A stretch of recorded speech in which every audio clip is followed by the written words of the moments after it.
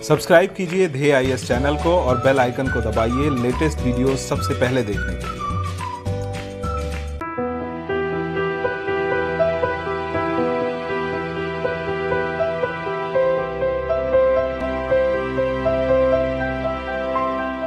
नमस्कार, मैं सुनील वर्मा ध्येय आईएएस टीम की ओर से आपका स्वागत करता हूं ध्येय टीवी पर। हम बात करेंगे डेली करंट अफेयर्स के अपने प्रोग्राम पर, जैसा कि हम प्रतिदिन करते आए हैं। इस वीडियो में हम एक ऐसे धार्मिक संगठन की बात करेंगे जिसने 60 देशों में 1500 से अधिक मंदिरों का निर्माण किया है। यह संस्था आपदा के समय अपने राहत कार्यों के लिए जानी जाती है। किसी भी प्रकार की आपदा हो, इसके वॉलंटियर्स अपने क्षेत्र में पहुंच जाते हैं। इसके अलावा यह शिक्षा और स्वास्थ्य को बढ़ावा देने के लिए कार्य करती है। इसी के कारण सामाजिक कार्यों में भी इस संस्था का बड़ा नाम है। साथ ही साथ यह संस्था जानी जाती है अपने मैनेजमेंट के लिए भी।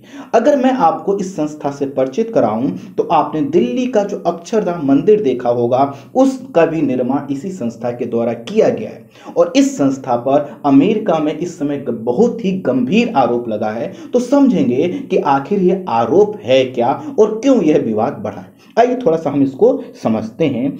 बोचा सनवासी अक्षर पुरुषोत्तम स्वामी नारायण संस्था, जिसको शॉर्ट में BAPS या बेप्स के नाम से भी जानते हैं, दुनिया का सबसे चर्चित धार्मिक संगठन है। यह दुनिया की 10 सबसे बड़ी जो धार्मिक NGO हैं या जो सामाजिक कार्य करने वाली NGO हैं, उसके रूप में भी यह जाना जाता है। यूनाइटेड नेशन में जो NGO कैटेगरी है, उसमें भी इस संस्था की परमानेंट सीट है। इस संस्था द्वारा 60 से अधिक देशों में 1500 से भी अधिक मंदिरों का निर्माण किया गया है। 80 से अधिक हॉस्पिटल बनाए गए हैं और बहुत से कॉलेज और हॉस्टल भी इसके द्वारा बनाए गए हैं। इस संस्था के पास लगभग 55,000 वॉलंटियर्स हैं जो समाज कार्य और आपदा के समय राहत कार्य के लिए उपलब्ध होते हैं, निःशुल्क सेवा देते हैं। और इस संस्था के जो अनुयायी हैं वह लाखों की संख्या में हैं। गुजरात के कच्छ में जब 2001 में भूकंप आया था, उस दौरान इस संस्था ने बड़े स्तर पर राहत और मदद का कार्य किया था,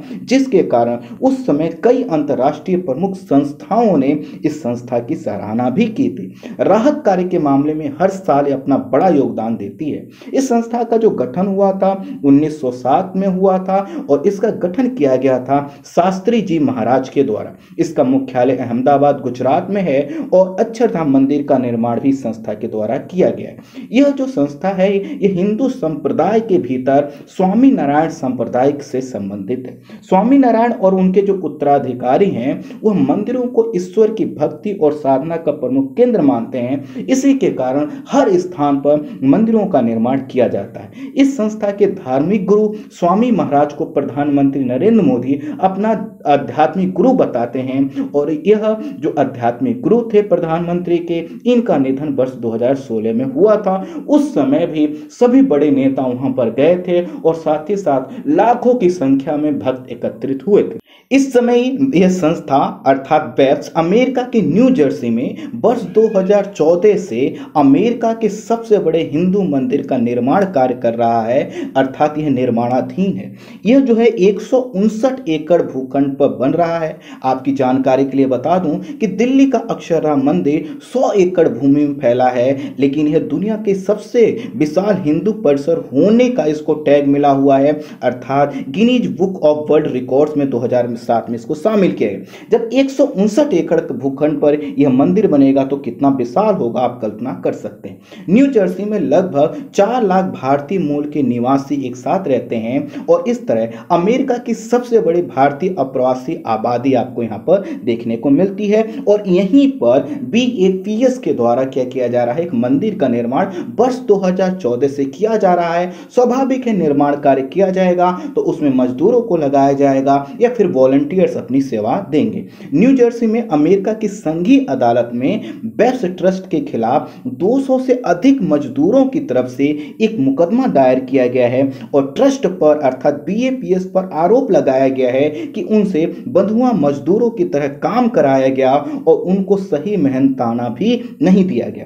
दायर याचिका में संस्था पर यह आरोप है कि मजदूरों को भारत से लाने के लिए वीजा अधिकारियों से सच छुपाया गया और मजदूरों को वॉलंटियर की तरह पेश किया गया, जबकि वह प्रोफेशनल थे और उनको उसी कैटेगरी में दिखाया जाना चाहिए था। जब मजदूर भारत से इस मंदिर में पहुंचे अर्थात निर्माण स्थल पर पहुंचे तो उनके पासपोर्ट भी जब्त कर लिए गए। इसमें कहा गया है शिकायत के मुताबिक उन्हें धार्मिक वीजा पर अर्थात R1 वीजा पर अमेरिका लाया गया था। तो ध्यान रखिएगा R1 वीजा क्या है, रिलीजियस से संबंधित है, धार्मिक वीजा है। और R1 क्या है, एक अस्थायी वीजा होता है जिसका इस्तेमाल धर्म गुरुओं और मिशनरियों जैसे धार्मिक कार्यकर्ताओं के लिए होता है। इसी जो है कि वीजा पर इनको लाया गया था, इनको दिखाया गया था एज ए वॉलंटियर, जबकि भारत में इनसे बात हुआ था कि आपको अच्छा रोजगार दिया गया। भारत से लाए गए मजदूरों का कहना है कि इनको ठीक से यहाँ खाना नहीं दिया जाता था, उनको ट्रेलर में रहने की जगह दी गई जहां कई तरह की समस्याओं का सामना करना पड़ा। आरोप है कि मजदूरों को परिसर से बाहर जाने या किसी व्यक्ति से बात करने की भी अनुमति नहीं थी। उन्हें डरा धमका कर रखा जाता था और कहा जाता था कि गिरफ्तार कर भारत भिजवा दिया जाएगा। अदालत में पेश दस्तावेज में यह भी दावा किया गया है कि 2008 से 2020 तक मजदूरों से प्रतिदिन 8 घंटे से अधिक समय तक कार्य करवाया जाता था, लेकिन उन्हें सिर्फ $1 प्रति घंटे की दर से मेहनताना दिया जाता था, जबकि न्यू जर्सी, अमेरिका का जो कानून है न्यू जर्सी में, वह कहता है कि आपको कम से कम $12 प्रति घंटा जो है कि न्यूनतम मजदूरी देना होगा। आपको पता है कि अमेरिका में जो लेबर से जुड़े हुए लॉ हैं वो काफ़ी मजबूत हैं और वहां पर मजदूरों को कई प्रकार की स्वतंत्रता है, कई प्रकार के अधिकार हैं और उस जितनी भी कंपनी और संस्थाएं उससे जुड़ी हुई हैं उन सभी को उनका पालन करना होता है। ऐसे में जब ये आरोप अदालत में आया तो इस पर क्या हो गया, बवाल हो गया। बवाल इस वजह से हो गया क्योंकि ये जो संस्था है काफी चर्चित है, इसके जो जुड़े हुए अनुयायी हैं काफी अच्छे पदों पर हैं और यह संस्था अपने सामाजिक कार्यों, अपने राहत कार्यों के लिए जानी जाती रही है। अदालत में जो दस्तावेज पेश किया गया उसमें कहा गया है कि यह जो मजदूर हैं इनको अच्छी नौकरी का लालच देकर लाया गया, मगर बंधुआ मजदूरों की तरह रखा गया। बंधुआ मजदूरी का मतलब होता है कि उनसे बलपूर्वक कार्य करवाना और उस पर भी जो है कि मजदूरी ना देना। अधिकांश मजदूरों का संबंध चूंकि अनुसूचित जाति से है तो इसलिए इनका कहना है कि हम कम शिक्षित हैं और इनसे अंग्रेजी में लिखे कागजात पर जो हस्ताक्षर करवाए गए वह इनकी समझ से परे थे। इनका कहना है कि हमें ये पता था कि हम अमेरिका जा रहे हैं और वहां पे हमें अच्छा मजदूरी मिलेगा, अच्छे कार्य की दशाएं होंगी, लेकिन जब हम यहां पर आए तो हमें यहां पर पता चला कि हम तो यहां पर फंस चुके हैं। मुकदमा दायर होने के बाद अमेरिका की जांच संस्था FBI, अमेरिका की होमलैंड सिक्योरिटी और श्रम विभाग अर्थात लेबर डिपार्टमेंट के अधिकारियों ने यहां इस मंदिर में छापा मारा और 90 से अधिक श्रमिकों को अपने साथ ले गए। बेब्स के अधिकारियों ने इन आरोपों को सरासर गलत बताया है, अर्थात उनका कहना है, जो इसके मुख्य कार्यकारी अधिकारी हैं कनु पटेल जी, उनका कहना है कि मैं वेतन संबंधी आरोपों को पूरे सम्मान के साथ खारिज करता हूं। संस्था यह कहती है कि जब हम इतना बड़ा जो है कि सामाजिक कार्य करते हैं तो हम ऐसे मजदूरों के साथ जो हमारे मंदिर, हमारी आस्था से जुड़ी चीजें हैं, हम उनके साथ ऐसा कैसे कर सकते हैं।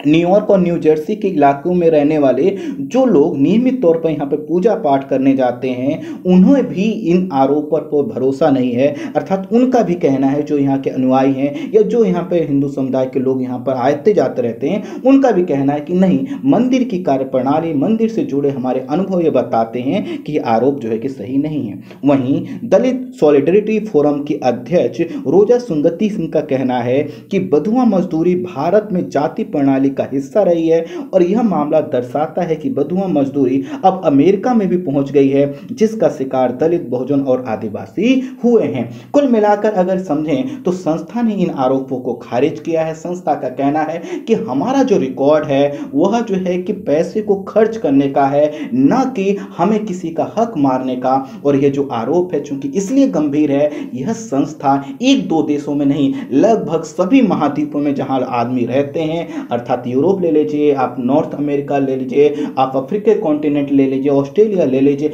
हर जगह इसके मंदिर हैं, हर जगह इसके संस्था कार्य करते हैं। ऐसे में इस संस्था का जो पक्ष है जब तक वो सामने नहीं आ जाता तब तक ये जो आरोप लगे हैं ये गंभीर हैं। हम उम्मीद करते हैं कि हो सकता है इसमें कुछ ऐसी भी चीजें हों जिनको आरोप के रूप में दिखाया गया हो और वो सही नहीं हो, क्योंकि अगर धर्म से जुड़ी संस्थाओं की जो इन्वॉल्वमेंस है इस तरह के कार्यों में दिखेगी तो कहीं ना कहीं लोगों का जो भरोसा है वो कमजोर होगा। जैसा कि मैंने बताया इस संस्था से लाखों लोग जुड़े हुए हैं, यहाँ पर हजारों इससे जुड़े हुए संत हैं जिन्हें हाईली एजुकेटेड हैं, जो हर जगह जाकर अपनी शिक्षा देते हैं, लोगों को प्रभावित करते हैं। ऐसे में संस्था की भी जिम्मेदारी है कि वह इन आरोपों पर अपना सही से पक्ष रखे और सच्चाई दुनिया के सामने आए। आई होप आप समझ पाए होंगे कि संस्था पर क्या आरोप है। और अमेरिका में आपको जैसा कि पता है कि लेबर लॉ को लेकर जो नियम है वो काफी कड़े हैं, तो देखना होगा कि संस्था अपना पक्ष कैसे रखती है